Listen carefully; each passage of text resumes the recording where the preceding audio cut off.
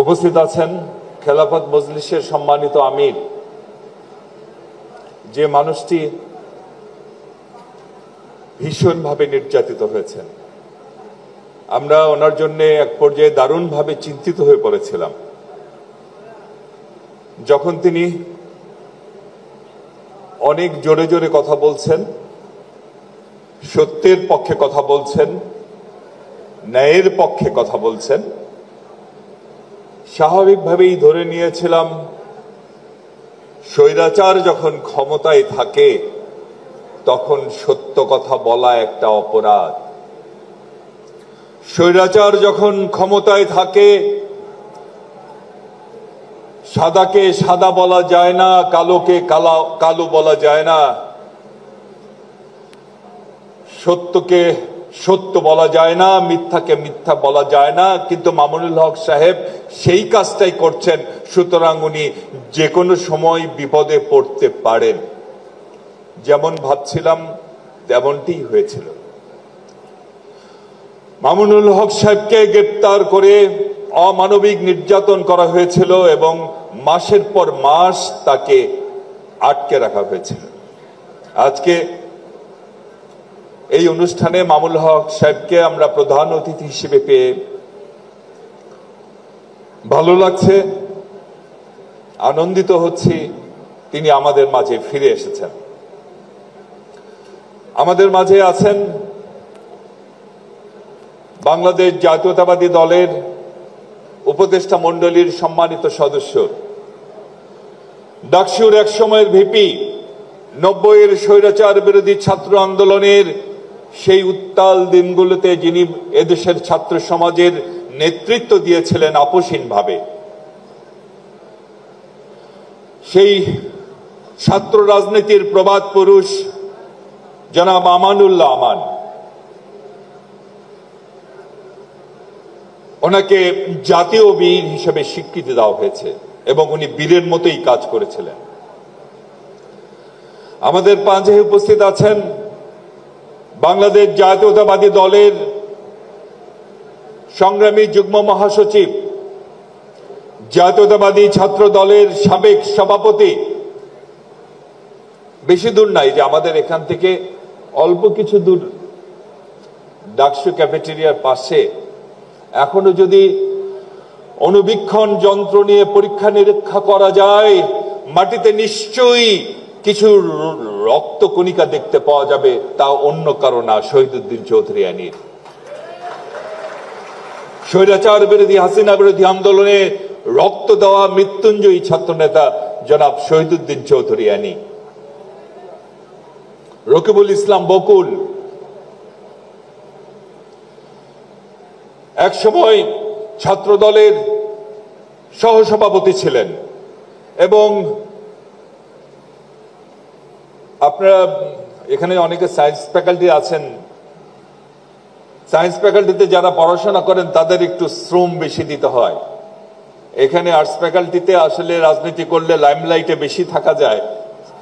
তো রকিবুল ইসলাম বকুল সেই সময় সায়েন্স ফ্যাকাল্টিতে স্বৈরাচারের সকল অত্যাচারকে ধারণ করে, শরীরে ধারণ করে লড়াই করে গেছেন, পরিশ্রম করে গেছেন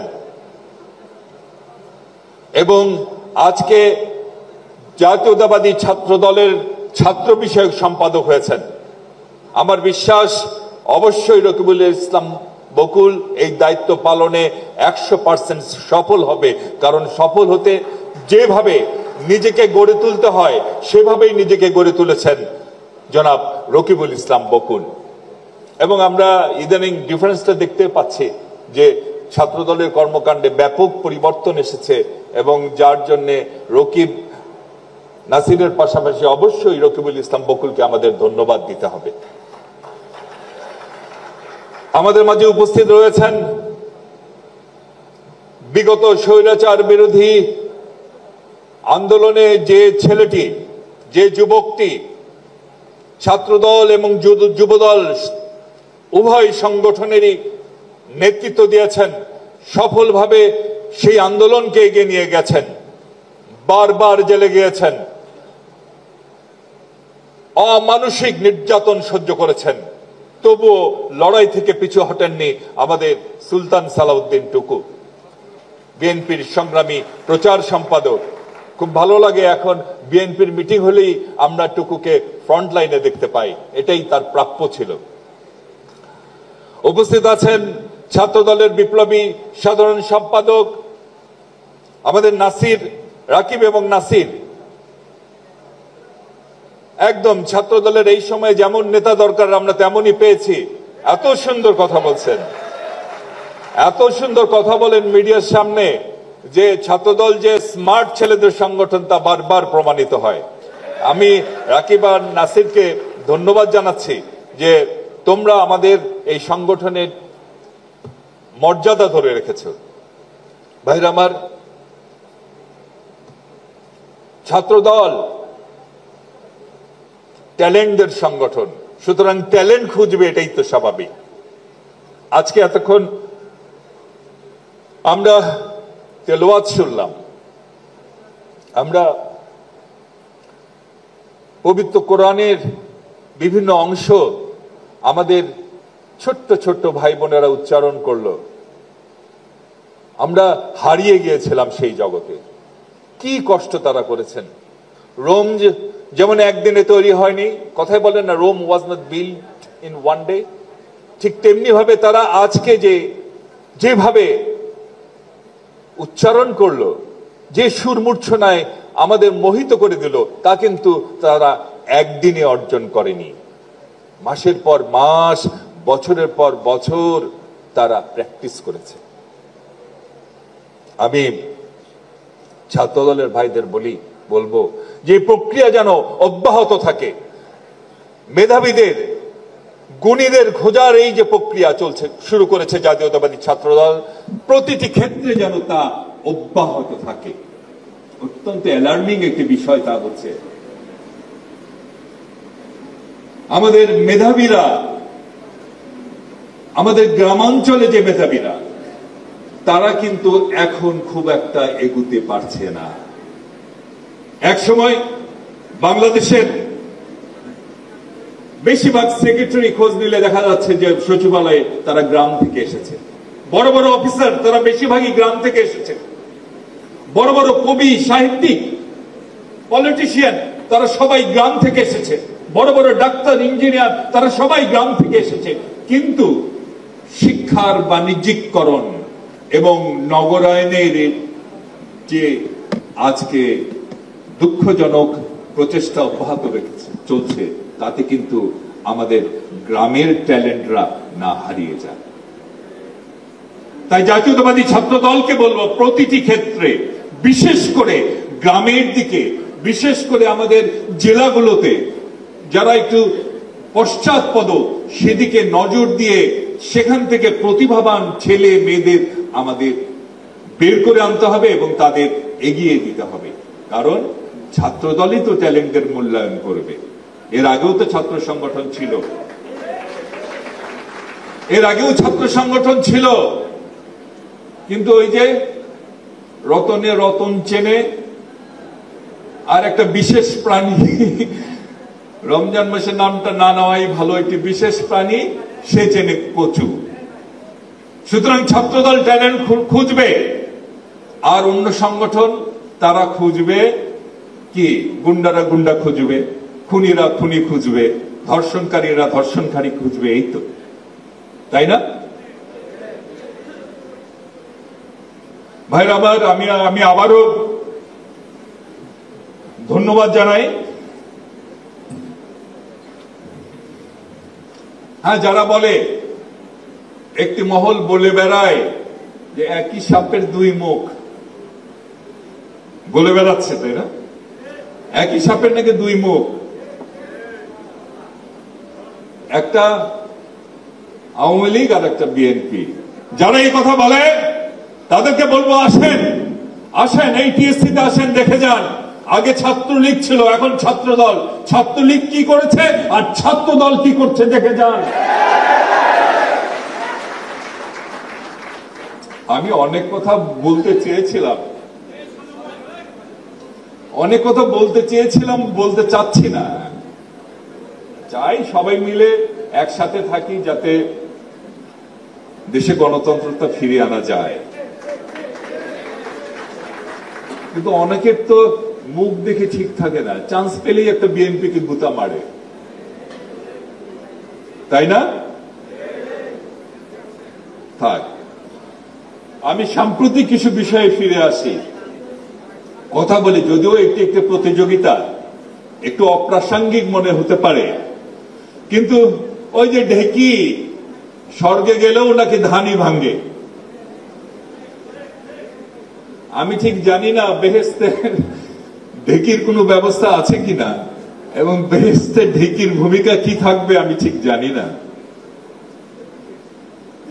আর পলিটিশিয়ানরা বেহেশতে যেতে পারবে কি পারবে না তাও আমি বলতে পারি না। এবং এখানে যিনি কিছুদিন আগেও ক্ষমতায় ছিলেন, শেখ হাসিনা, উনি যদি সেখানে যায় কি করবেন তা অবশ্য বলা ঠিক হচ্ছে না মনে হয়। আমি জানি না ওনার কি হবে, মহান আল্লাহ তাআলা জানেন সবকিছু।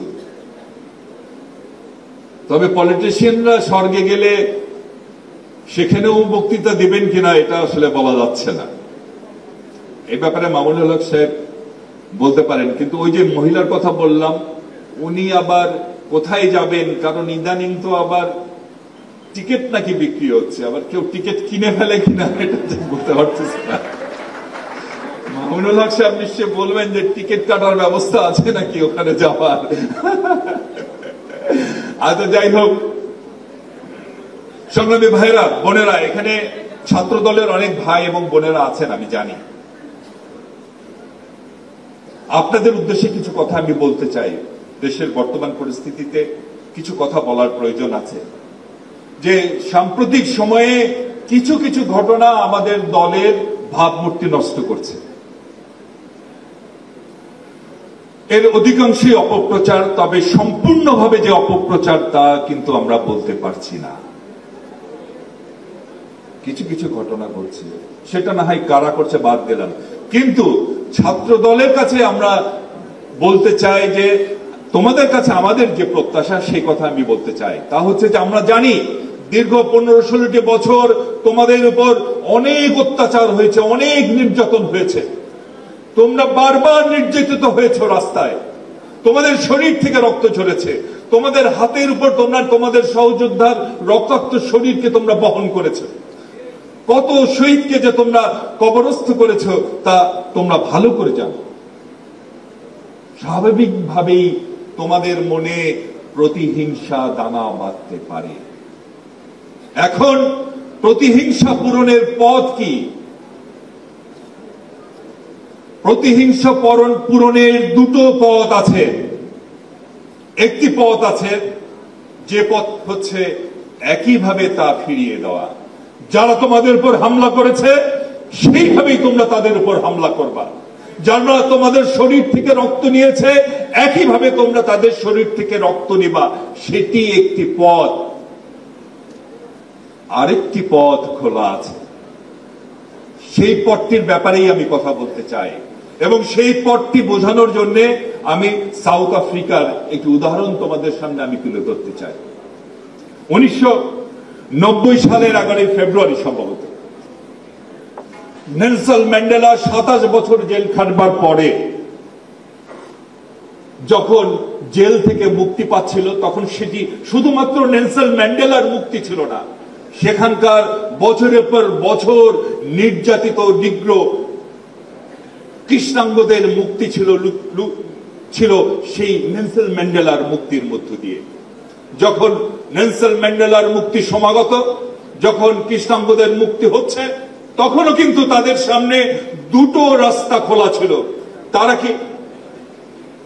তারা কি একই কায়দায় যারা তাদের উপর, যে শ্বেতাঙ্গরা তাদের উপর এতদিন ধরে নির্যাতন চালিয়েছে, হত্যা করেছে, গুম করেছে, শরীর থেকে রক্ত ছড়িয়েছে, তারা কি সেই একই কায়দায় শ্বেতাঙ্গদের উপর হামলা চালাবে নাকি চালাবে না, অন্য পথ খুঁজবে? তখন নেলসন ম্যান্ডেলা মুক্ত হয়ে আসলেন। নেলসন ম্যান্ডেলার সেই যে কারাগার থেকে যখন মুক্ত হচ্ছেন নেলসন ম্যান্ডেলা তার এক আত্মজীবনীতে বলেছেন, সাক্ষাৎকারে বলেছেন, আমি যখন আমার কাগজ, মুক্তির কাগজ যখন জেল গেটে আসলো, আমার সেল থেকে যখন আমাকে বলা হলো আপনার কাগজ চলে এসেছে, আপনার মুক্তির জন্য আপনার দলের লোকজন, আপনার পরিবার অপেক্ষা করছেন, আমি তখন সেল থেকে বের হয়ে ধীরে ধীরে আমি মূল গেটের দিকে অগ্রসর হলাম। যখন আমি ঠিক মূল গেটের সামনে এসে দাঁড়ালাম, তখন হঠাৎ করে আমার মাথায় একটি চিন্তা আসলো।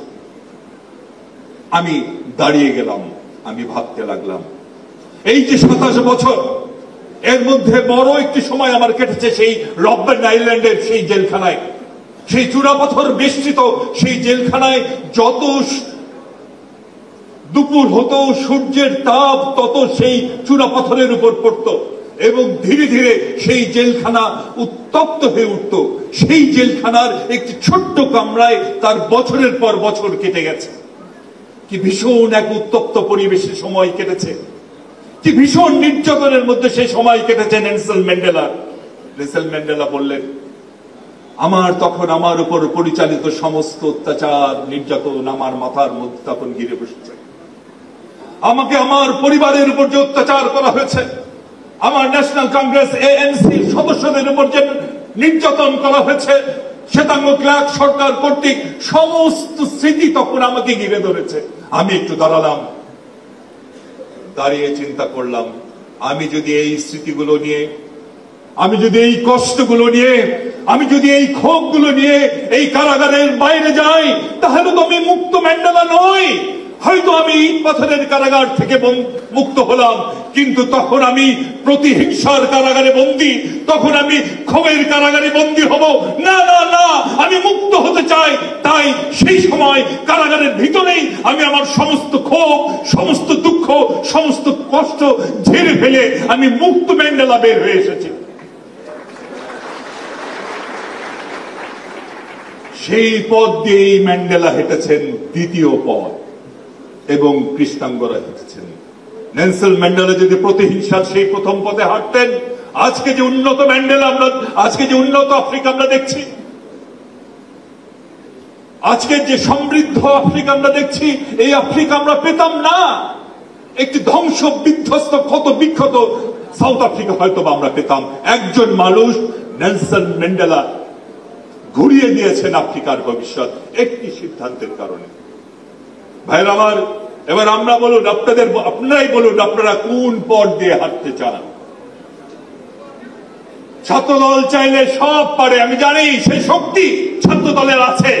ছাত্রদল চাইলে বাংলাদেশে সবই পারে। এই সংগঠন করে আমি এসেছি, আমি জানি আপনাদের স্পিড, আপনাদের সাহস। কোন পথে হাঁটতে চান? প্রথম পথ না দ্বিতীয় পথ?